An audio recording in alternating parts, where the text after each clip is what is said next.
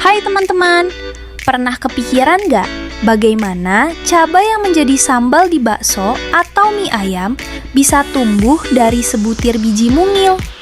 Perjalanannya ternyata panjang banget dan jauh lebih seru dari yang kamu bayangkan loh.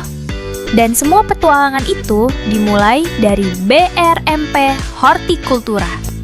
Di tempat inilah benih unggul disiapkan untuk tanaman hortikultura yang terdiri dari tanaman buah, tanaman sayuran, dan tanaman hias.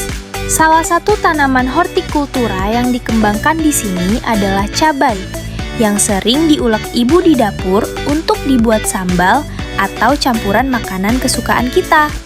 Di sini, varietas cabai yang sudah terkenal bagus dipilih sebagai induk untuk dikembangkan lebih lanjut. Varietas-varietas unggul itu kemudian disilangkan, sehingga lahirlah banyak calon benih baru yang perlu diamati dan diuji. Dari cawan-cawan benih baru itu, dipilih mana yang paling hebat, yang paling sehat, buahnya paling banyak, rasanya mantap, bentuknya bagus, dan tahan gangguan di kebun.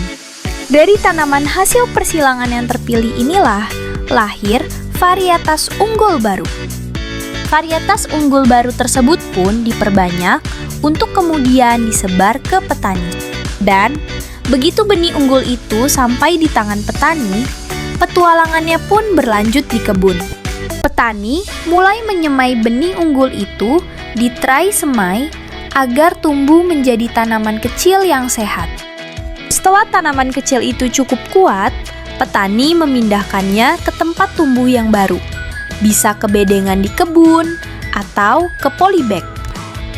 Di tempat barunya, tanaman cabai butuh perawatan harian supaya tumbuh kuat dan sehat.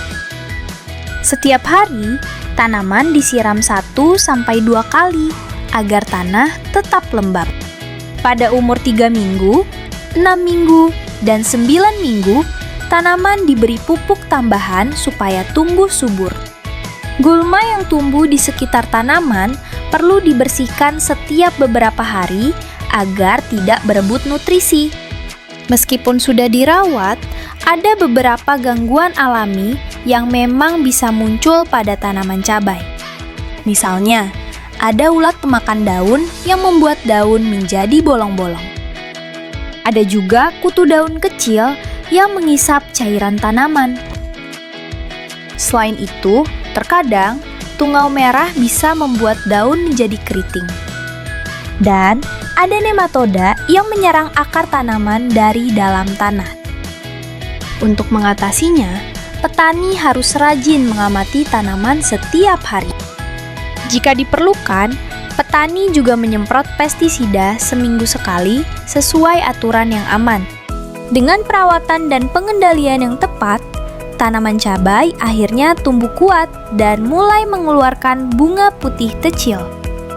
Bunga itu kemudian berubah menjadi buah hijau kecil.